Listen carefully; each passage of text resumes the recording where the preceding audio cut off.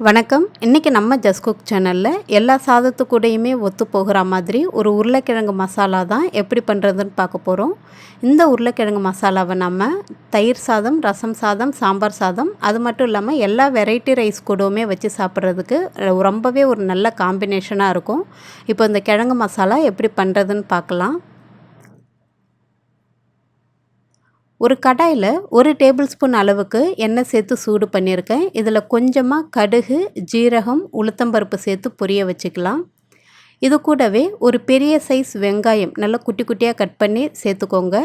ஒரு 5-6 பூண்டு பற்கள் நல்லா தட்டிட்டு சேர்த்துக்கலாம். ஒரே ஒரு பச்சை மிளகாய் சேர்த்து இந்த வெங்காயம் பூண்டு நல்லா நிறம் மாறி வர வரைக்கும் நல்லா கிளறி விட்டுடலாம்.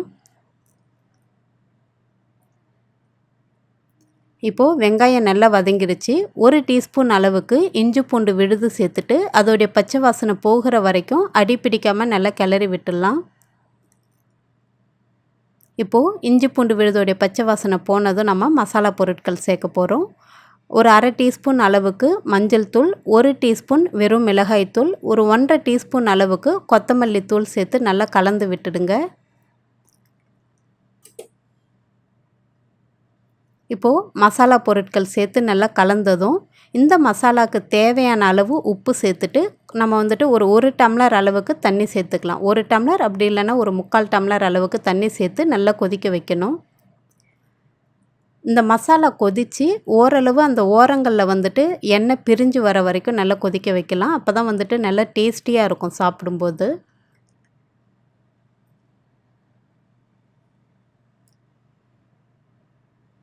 இப்போது மசாலாவுடைய நல்ல பச்சை வாசனைலாம் போயிட்டு நல்லா கொதித்து ஓரங்கள்லாம் ஓரளவு நல்லாவே எண்ணெய் பிரிஞ்சு வர ஆரம்பிச்சிருக்கு. இது கூடவே நம்ம வேக வச்சு எடுத்துருக்கிற உருளைக்கிழங்கு துண்டுகள் தோலை உரிச்சிட்டு நான் சேர்த்துருக்கேன். எப்போவுமே நம்ம சாம்பாருக்கு பருப்பு வேக வைக்கும்போது ஒரே ஒரு உருளைக்கிழங்கையும் சேர்த்து வேக வச்சிட்டிங்க அப்படின்னா பொரியலும் ரொம்ப சீக்கிரமாகவே தயாராகிடும். இப்போது உருளைக்கிழங்கு துண்டுகளையும் சேர்த்துட்டு இந்த மசாலா நல்லா சுண்டி வரணும். அதே போல் அந்த உருளைக்கிழங்கோட நல்லா ஒட்டி வரணும். அந்தளவுக்கு நல்லா வேக வச்சுட்டு இது கூடவே பொடியாக அரிஞ்சு எடுத்துருக்கிற கொத்தமல்லி, கருவேப்பிலை இலைகளையும் தூவி நல்லா கலந்து விட்டுட்டிங்க அப்படின்னா ரொம்பவே சூப்பரான ஒரு உருளைக்கிழங்கு மசாலா தயாராகிடும். இந்த மசாலா நம்ம தயிர் சாதம், ரசம் சாதம், சாம்பார் சாதம் எல்லா வெரைட்டி ரைஸ் கூடவும் வச்சு சாப்பிட்றதுக்கு ரொம்பவே டேஸ்டியாக நல்லாயிருக்கும்.